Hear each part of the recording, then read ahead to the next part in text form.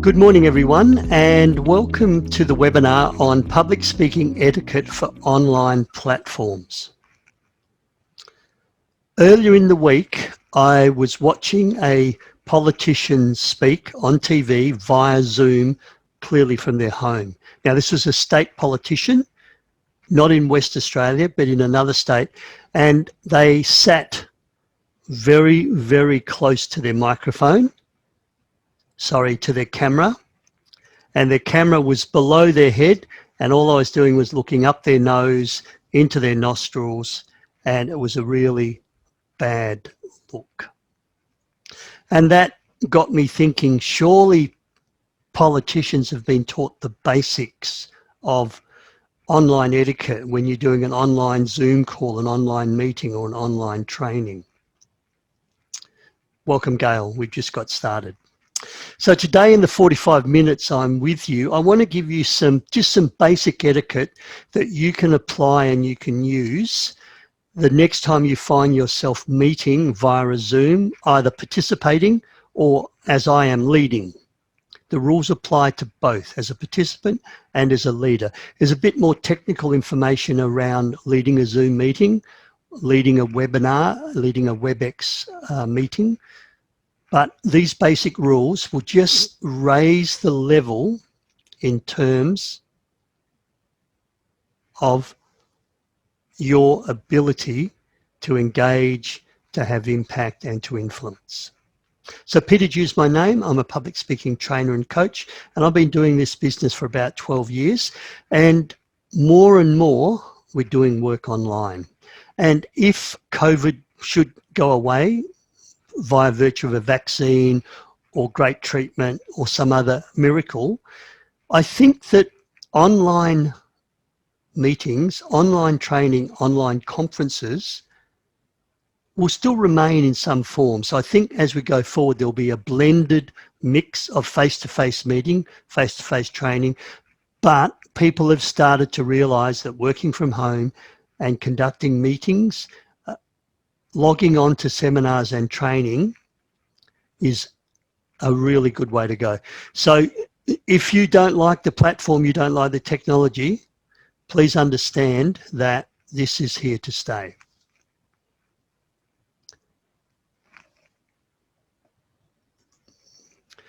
So as we go, ask questions. I've got the dialogue box open. Welcome, Lily. Take notes, participate, think. Now, the thinking bit is where we get value out of our participation. The thinking bit is where we get value out of the workshops we attend. And think, what are you going to do the next time you participate in an online forum? The next time you take the lead or control an online forum or an online training. As I mentioned, do take notes, but this is being recorded and we will make the recording available to you later on. I've got 10 tips I want to share with you in the 45 minutes that'll just elevate your presence in an online forum to the next level. And just understand that much of this is basic, but as I mentioned about the politician, the basics are not always observed. Positioning a camera below your head, looking up your nose is not a good look in anyone's book.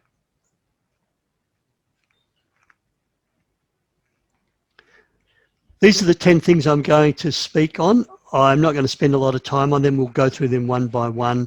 And it's good to see that at just gone 8:30, I've got 80% of my participants on, and with about 60% of you on 5 to 10 minutes before.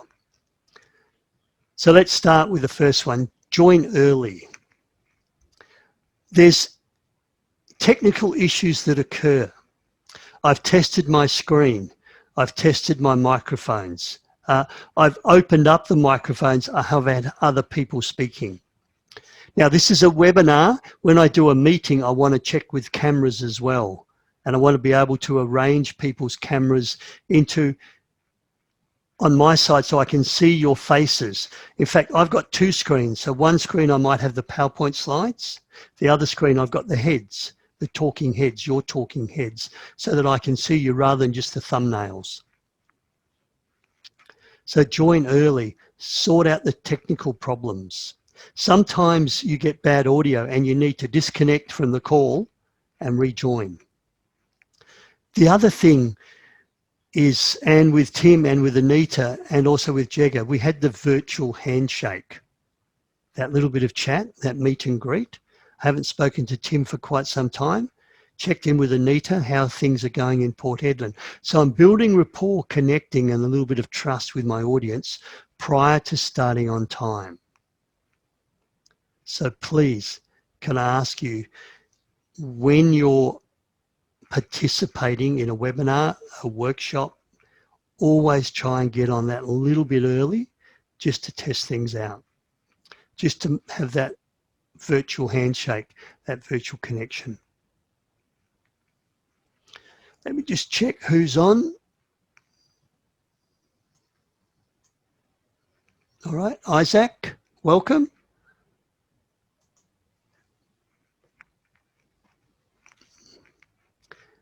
Now remember, I've got the chat box open, so please type in those messages as we go. So the second thing is dress appropriately. I have seen some people turn up to webinars, be interviewed on national TV, looking really scragged, looking unprofessional. I have trimmed my beard. I was a little bit scruffy a while back. You may have noticed that in Port Hedland. So my rule of thumb, dress as if I was presenting to you face to face. And there is no tracksuit pants underneath the coat and the shirt. It is proper trousers. And I've got the belt. So dress appropriately. This is your brand management. This is my business. If you're a leader, so Isaac, people follow you, you're an important person, you're an influential person. Just because you're participating via a Zoom or a WebEx or a Teams, Microsoft Teams, don't let that be an opportunity to let your brand slip, your credibility slip. Now, I do a fair bit of work with the mining sector. And should I be doing a workshop with the mining sector today, then I would dress appropriately. Now, by dressing appropriately, I would just wear my safety vest. I'd sit down or I'd stand up and I'd wear the safety vest. I would not have steel cap boots on. It's not necessary. But the mere fact that I'm dressing similar to my audience just shows I've taken the time, builds credibility. If I talk to health and safety reps for BHP, for Rio, for Chevron, that I do care, that I understand the right attire to wear should I be on site.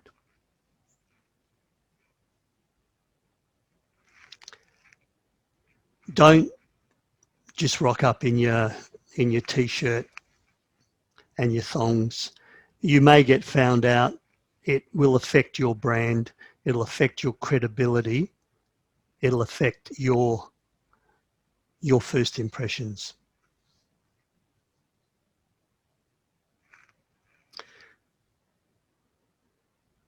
So the next one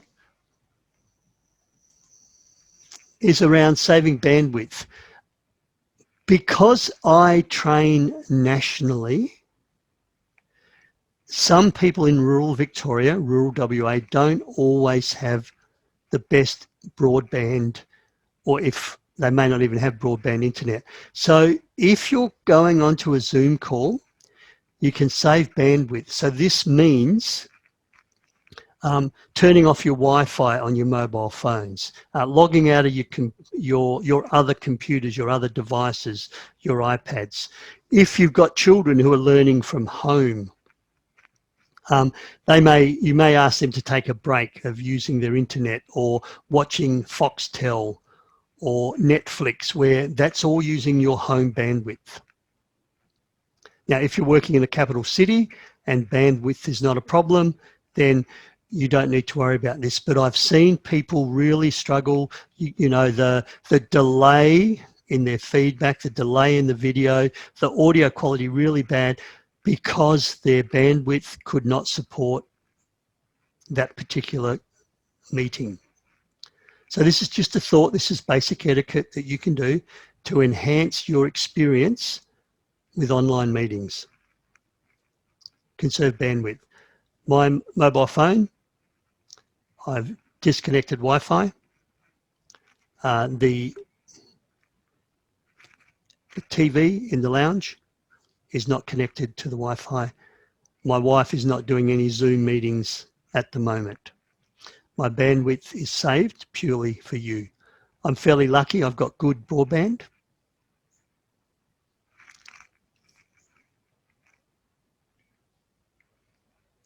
Remove distractions. Remove distractions. By distractions, I mean anything that you may be tempted to deal with. So emails, remember I've got a second screen. I don't have emails on that second screen. I don't have my phone scrolling and checking emails or doing a Facebook post when I'm participating or when I'm being part of a virtual meeting or a virtual training. So one of the courtesies is put that distraction aside. The phone ringing mid-Zoom call, Zoom meeting is not a good look as well. I will have my phone available because sometimes people have trouble logging in and I'll get them to do an SMS and then I can see that SMS having trouble logging in. What's the login details? What's the code? Anything that may cause you distractions, can I suggest that you move? I'm looking out the window and the light's shining towards me. We'll talk about light later on. If there was some workers outside and on Tuesday, the next door neighbours were lopping a tree, I would have closed the blinds so that I wouldn't be distracted. So I can be 100% present for you. Has anyone got any examples of distractions that they've seen while they're on a Zoom meeting or while they've seen someone else be distracted?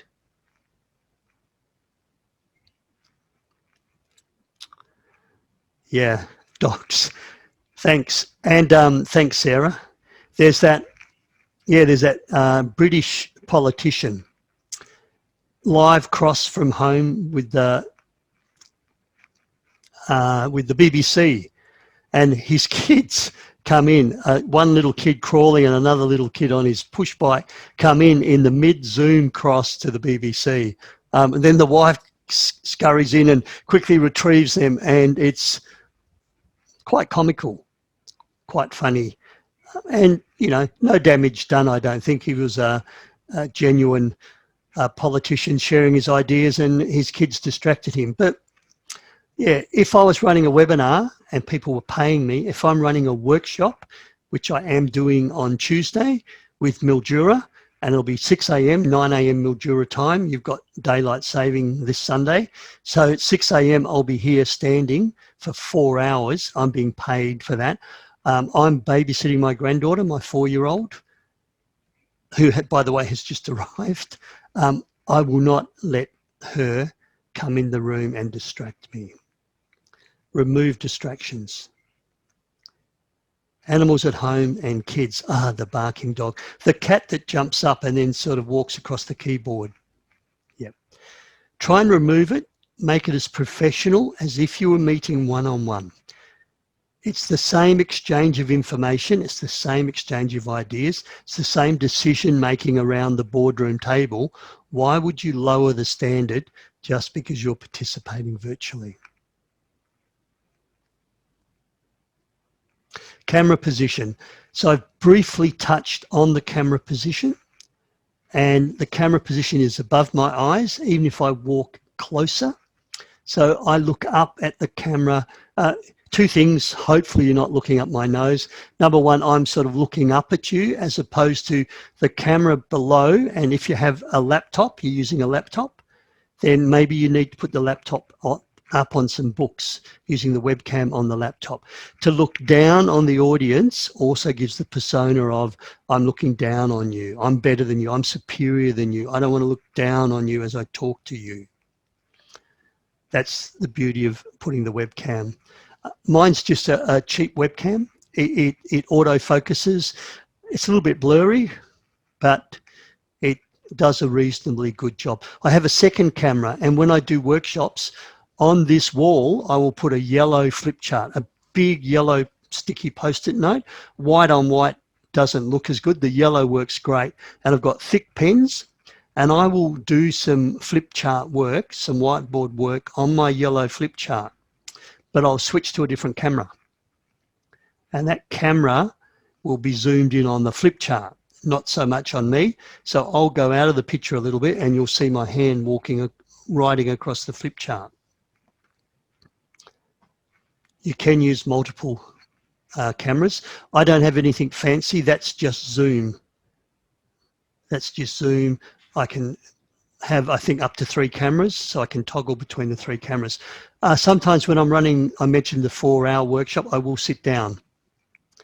I'll sit down and I'll do some drawing on the screen as well as I deconstruct stuff. So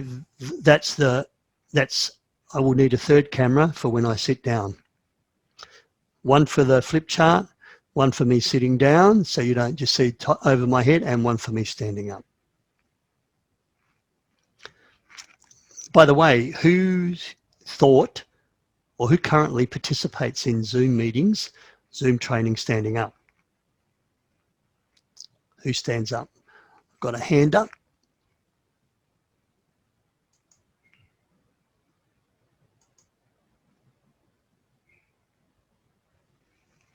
All right, so Steve had not, it doesn't seem right to stand up. Yeah, and I guess once again, what sort of meeting are you participating in? Are you participating in an annual general meeting of a not-for-profit, a boardroom meeting? Then sitting down around the boardroom, around a table would generally be how you might hold that meeting. If you're delivering training on public speaking, which I do, I need to stand up so you can see my gestures, see my eye contact, see my non-verbals, see my stance. So just bear in mind, there's no rule that says you have to sit down when you're presenting.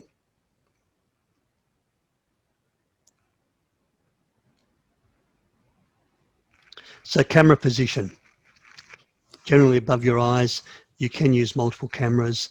There's a fancy piece of equipment called a ATEM, A-T-E-M Mini Pro. It costs $500.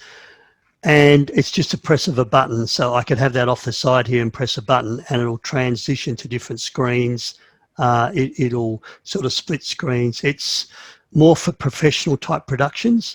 You can do similar thing with your Zoom, but I need to go here and use the mouse to change cameras, for example.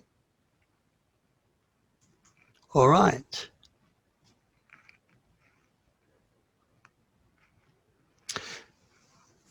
So Anita, you hadn't thought about standing up, and I know you sometimes speak to schools and in Port Hedland and Western Australia at the moment. It's great, we can do face-to-face, but you're in the Pilbara as well.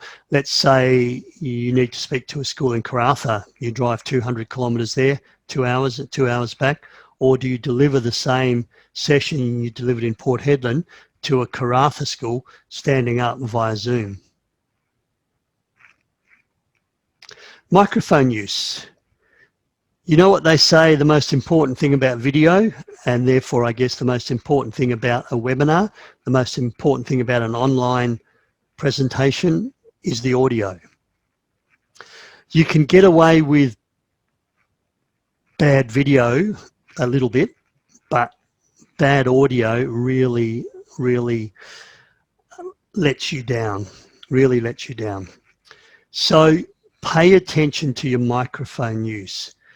Get a microphone that gives a good voice reproduction for yourself that is also heard clearly out in your land there. Now, with all of the webinar software, you can do a sound check.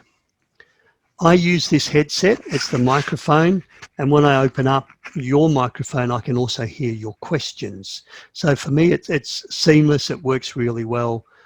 My wife does not like this because it interferes with her hairstyle. It doesn't look as feminine. So just be aware there are a range of microphone options. This is just a USB, plugs into my laptop. I can take it with me. Costs about $35, $45 from Officeworks. If you want to be more professional, you can get a podcasting microphone. So this is once again USB. This has a pop filter. So the pop filter removes the, those fluffy sounds that come out of the mouth sometimes when we form vowels and words. So it has an inbuilt pop filter. I can get an arm, so I could have a boom arm when this is clamped in, and this could be up here sort of out of the way, and I could deliver without my headset. One of the things that happens when I open up and get questions, I then worry about feedback. So do your questions that come out of the computer speakers then go to this microphone? If I'm just podcasting or just recording, then this works really well.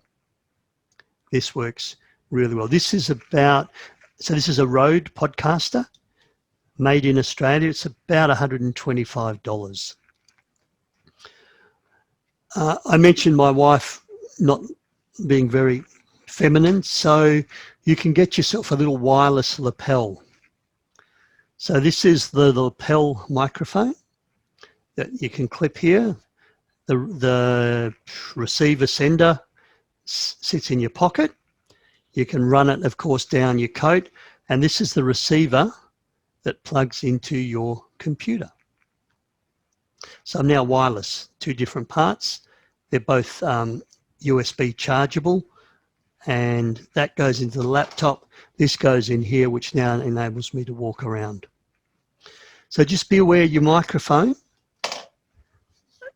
the quality of your voice is really important when you are presenting. A range of options.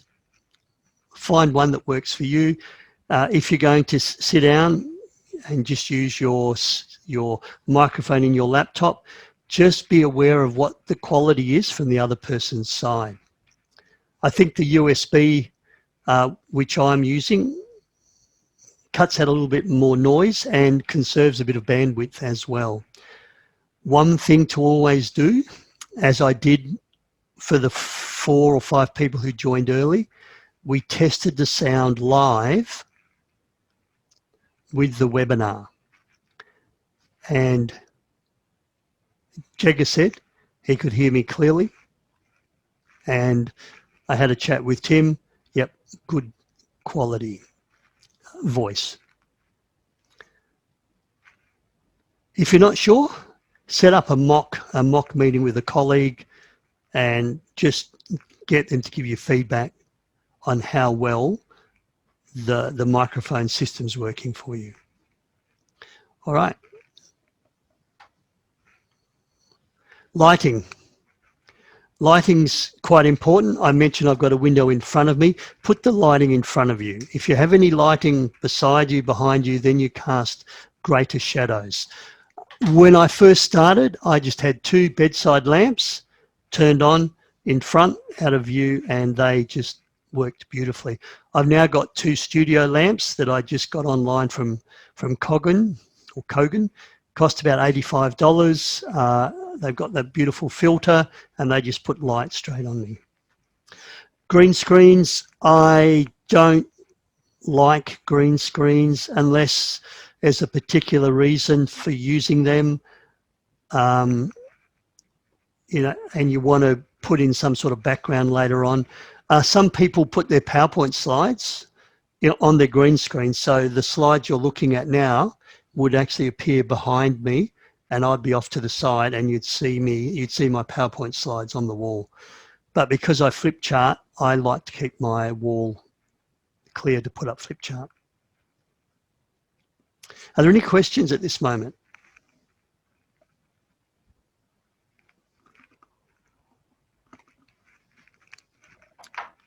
So my setup, thanks, Stephen. So my setup, I haven't spent all that much money. So I started off with just the bedside lamps that I stole from my upstairs bedroom. This is the $40 Officeworks headset. The camera is just a HD USB camera. I think about $120, and just my laptop. That's it. All right. Thank you. Thanks, Jagger. Everything's good. No questions. So lighting, really important. We touched on this briefly with the children entry. So privacy and background noise.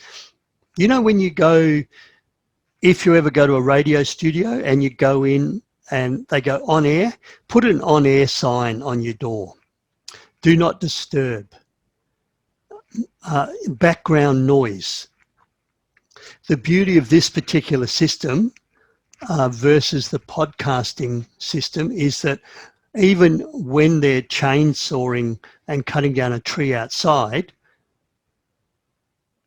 it doesn't come through. It doesn't come through. This one, I think it's unidirectional, so it shouldn't pick up a lot of background noise. But is there any background noise, any background distraction, any privacy? Is someone going to walk in on you? There's a classic video of a trainer and influencer in Argentina, and she's doing this webinar to her 2,000 followers. She's a motivational speaker, and her husband, partner, walks past the glass door, which is open, in his underwear. I spoke about personal branding. I spoke about credibility. I spoke about looking professional. I spoke about meeting as if I was meeting you one-on-one. So don't let any children come in, any dogs, any cats, any partners in their underwear walk past. Just be aware of that.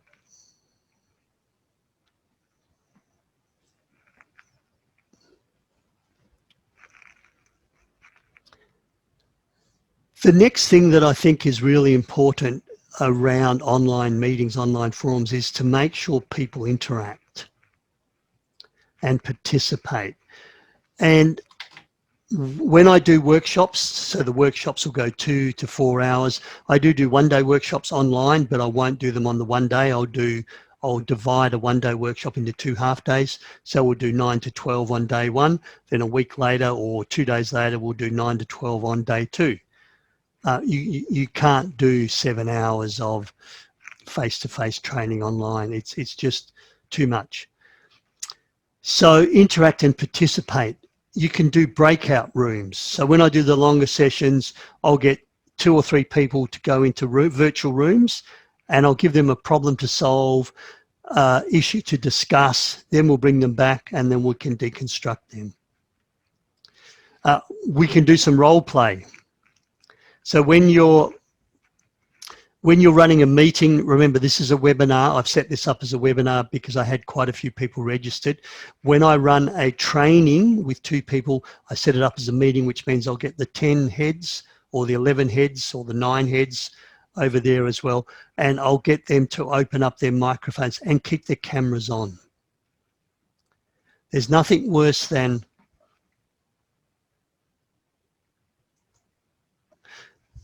people that turn their camera off. And yeah, guys, I'm still here.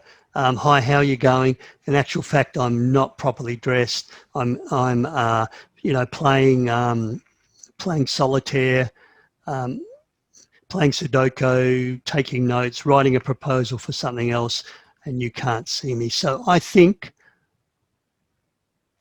my preference as a trainer is to see who I'm speaking to, who I'm engaging with. When I have team meetings with staff, I expect them to have their cameras on. You can mute yourself and mute yourself and unmute yourself when you want to ask a question, when you want to participate, when you want to talk. But can I please make sure that you get your people to participate?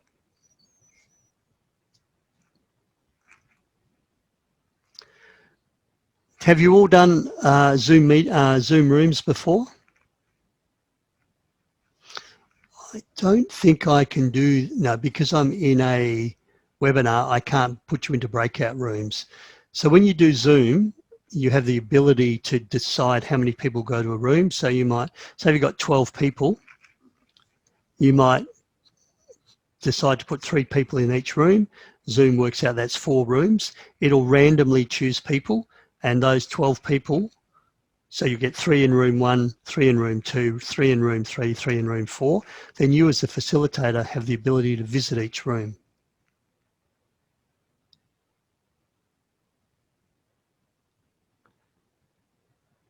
And yeah, sometimes audio and camera can be a problem. He's just had it installed, so no need to apologise on this particular webinar. So Jager, moving forward, when you participate, when you run meetings, it's really good if you can have your cameras and your microphones on. We're not doing this in this meeting because this is more of a short, sharp webinar, and I've set it up as a webinar. So the virtual meetings, the virtual rooms are really good. You can go around and you can visit. The other thing you can do is you can share a whiteboard. So I can go to new share, whiteboard share. So you're now all looking at the whiteboard, and then I can give you permission to draw and write on the whiteboard.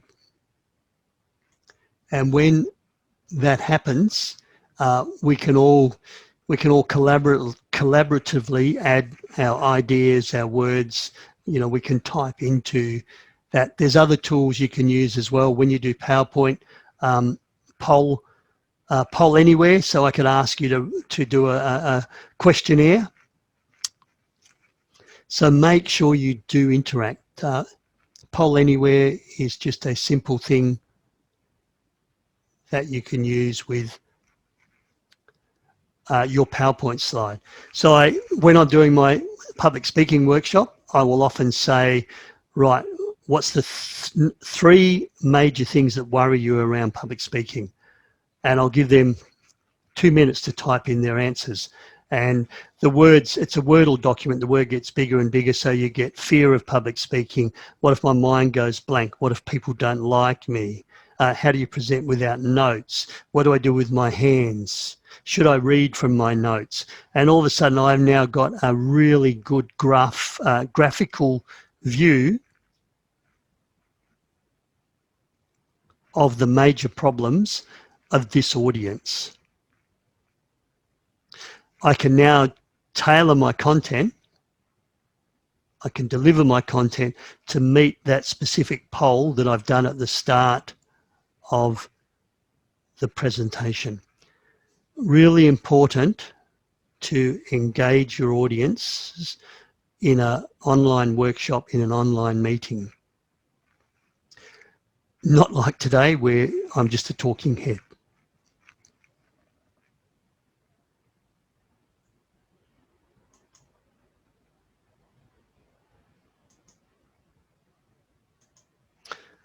So do interact. What are some other ways that you think you might interact? What are some ways that we can interact? I've mentioned breakout rooms. I've mentioned polls. What else can you do?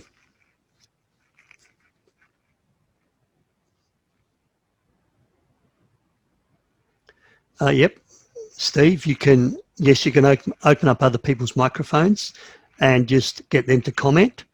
So that becomes a live discussion. And that's what a meeting normally is when you're doing an online meeting. Everyone has control of their own microphone. What else can you do to help people to participate?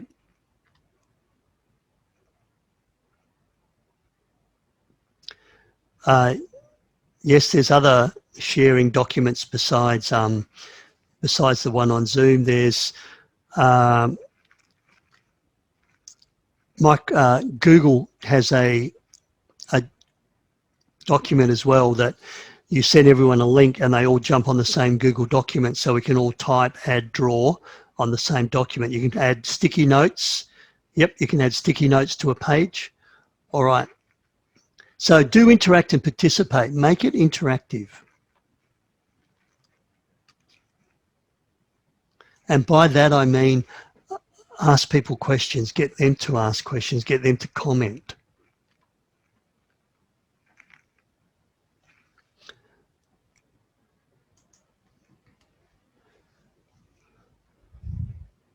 Should you eat and drink?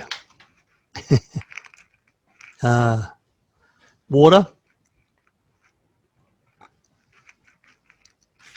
I think water, tea, something to drink is important, especially when you're running a meeting. You need to keep your vocal cords lubricated. Food. There is, face-to-face meetings. Again, let's go back to the face-to-face meetings. I have been to lunchtime meetings where it's a working lunch almost, so people are eating, they bring their sandwiches and their chips and they have the meeting. Now, that's because of time constraints, I suppose. I don't like the concept. I don't like the smell of other people's tuna sandwiches. I don't like to hear the munching and the crunching. So let's say you do need to eat, then I would do that with a muted microphone and a muted camera. I wouldn't generally be seen online drinking or eating. I don't think it's really I don't think it's good etiquette. At a face-to-face meeting, once again, I generally wouldn't myself, I wouldn't eat, chew, take sandwiches or chips, fish and chips or something like that to a meeting. I would always have a glass of water, some sort of bottle of water. All right. One bonus tip, by the way, I have also got an ebook that I can share with you on this. If you want the ebook on communication etiquette for online platforms, send me an email after the webinar and I'll send you this short ebook. Non-verbal communication matters with online meetings. So what you do in terms of your gestures, your smile, your energy, your voice, so all those things other than just the words you say, they matter. So just be aware of your non-verbal presence with an online meeting. Once again, if what you say and your non-verbal communications, if they don't align, you may have a mismatch of communication. Therefore, I need to let you know, and I'm hoping you've perceived this, that I want to be here today. It's a real pleasure to be of service to you. So the messages I'm sharing with you and my non-verbal communication actually match. It doesn't always occur with non-verbal communication and people doing their webinars and their lack of excitement or wishing they could be somewhere else comes through so clearly that you wonder, why are they even on that webinar anyhow? Please ignore that 60 seconds. It's a pleasure to be here. And yeah, this is what I do for my living. I love to help people. I love to serve you. It's a new world now. You need to embrace your online presence more. Online meetings, virtual meetings, they're here to stay. Just go back to share my screen. Little sales pitch. I've got upcoming webinars, non-verbal habits to avoid as a speaker. And this would be face-to-face as well as virtually. And you just saw me demonstrate one thing to avoid. And on 12th of October, 6 ways to end your presentation. That is, how do you nail your presentation? Some upcoming workshops. We are very lucky here in Perth that we still do meet, we can meet face to face. 12th of October, assertive communication skills. 13th of October, my winning presentation skills. Thinking and speaking off the cuff on the 14th, and back up to Port Hedland in November for the Pilbara Women in Leadership Masterclass. That 2nd and 3rd of November has changed to, I think, the 8th and 9th of November. There are a couple of people in Port Hedland. So if you have any female on this webinar, if you have any female staff interested in the 10-week program, but it's a 2-day masterclass, we are coming back to Port Hedland in November. So just as we wrap up,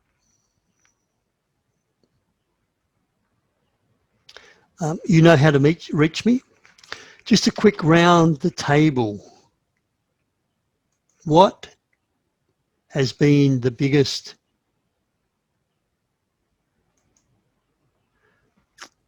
takeaway from the 40 minutes you've spent with me?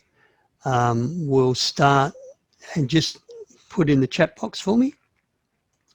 So Anita, what's been your biggest takeaway in terms of your next online meeting, participating or leading an online meeting? Isaac, what's your biggest takeaway from the 10 things I shared with you?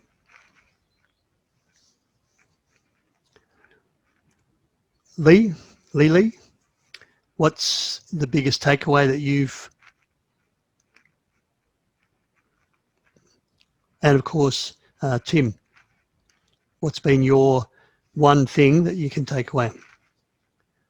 So biggest takeaway for Anita has been considering standing up when presenting. Yeah, you can sit down.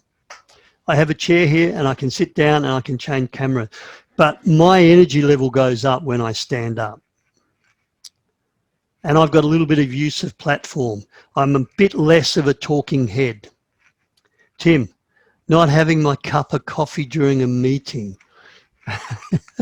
A bit hard, Tim. Most people take a takeaway. It's just my water. This could be tea or coffee, you don't really know, but it is water. Then out of screen. Isaac, preparing early and getting ready to go. Testing. It was so great to have a chat to Tim and Anita, test out the equipment. Gives me confidence knowing that I'm being heard, the slides are working okay. Interactive engagement. So don't just be a talking head. Ask people to do things. Go into breakout rooms. Bring some activities, some polls. There's another poll called Mentimeter, and you can set the Mentimeter up on your screen, and people then do the poll on their mobile phone. They dial a number and it brings up a screen, and then they can vote, they can comment, they can make remarks. Mentimeter is what it's called.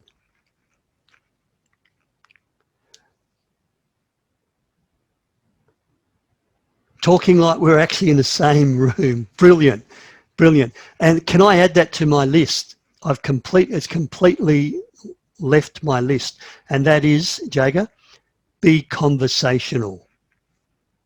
Be conversational. I'm not going to lecture you. I'm not going to teach you how to suck eggs. I'm not going to tell you what to do. I want to have a conversation as much as I can. And thank you for the slides. They're simple. Yeah, I don't read off the words, so you may or may not have noticed everywhere we've gone is just conversational. Don't do death by PowerPoint. I do run a webinar on how to be effective using PowerPoint. So you have seen some of my, I guess, my simpler slides. All right, brilliant. Time to wrap up. And of course, as you know, how do you end a presentation? You don't say thank you very much. You end with your call to action or some sort of summary. So thanks everyone for your participation. Now remember, this online environment, in my view and many other people's views, is here to stay. It's here to stay. Even as we move out of COVID, the blended process of being able to meet, less overseas travel, less travel to Canberra for meetings, it's here to stay. Embrace the online environment. Pick one or two things that you've learnt from me today and from other speakers, from other meetings that go well, and just slowly change your own style. What you've got to say matters. Your energy, your ideas matter, even on the virtual world. This is Peter Dew, Corporate Communications Experts. Bye for now.